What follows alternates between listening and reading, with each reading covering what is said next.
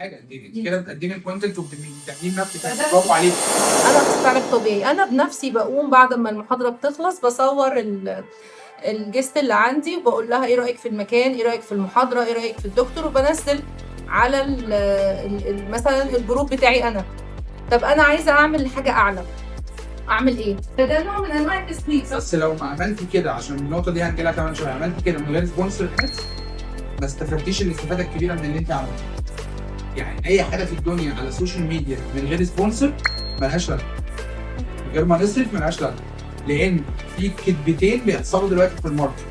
كذبه بيكذبها بعض الناس في مجالنا وربنا يسامحهم، ان في حاجه اسمها اورجانيك ماركت ما بقاش موجود، وما بقاش موجود لاسباب. طول ما انت بتقدم شيء موجود بكثره في السوق بتاعك ما تقدرش تعمل اورجانيك ماركت، مش بتقدم حاجه ما حدش غيرك بيقدمها. وعشان تظهر على السوشيال ميديا بلاتفورم، ما هو لازم لو انت في الاخر بتقدم محتوى طبيعي يعني مش محتوى ويرد، مفيش حاجه غريبه تجذب ان الناس تعمل شير لبعض ومنشن لبعض ويبقى في سبيخ بيحصل، فانت برضه لازم تعمل ادز.